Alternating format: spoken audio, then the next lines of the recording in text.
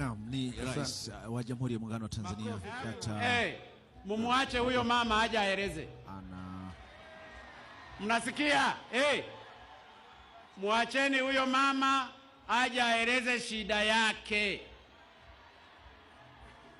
Mpeni maiki. Mpeni maiki huyo mama nimsikilize shida yake. Mpelekeni maiki pale. Shukuru sana.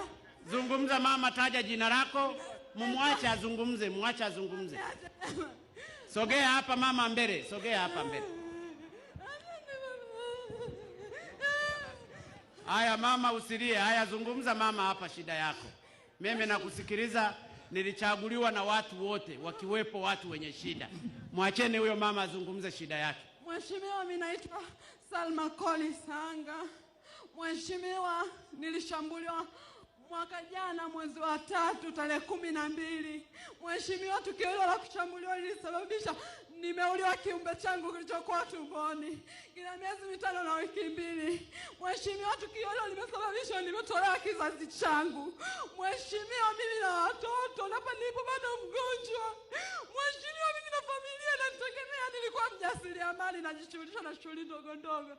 Mheshimiwa, kesi haijanitendea haki, mahakama haijanitendea haki.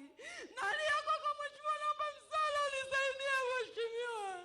Mimi na familia inanitegemea baba yangu. Najua ni mpenda haki. Haya, ulishambuliwa na nani mama? Nilishambuliwa na kijana mmoja anaitwa Murusala ambaye amemuua binamu yangu mimi wakufikia, ambaye alimpiga pia wa binamu yangu akaja kumtupa kwetu. Baada ya kumuuliza pia nami akanipiga, akanishambulia sana na kunikanyaga. Mheshimiwa, nimekosa haki ya kisheria. Haya, nimekusikia. RPC yuko wapi wa Iringa? RPC. Haya, nenda kwa yule mama ukasikilize shida yake na asisumbuliwe, alafu mtanipa taarifa pamoja na mkuu wa mkoa. Nenda pale kwa huyo mama mkachukue jina lake.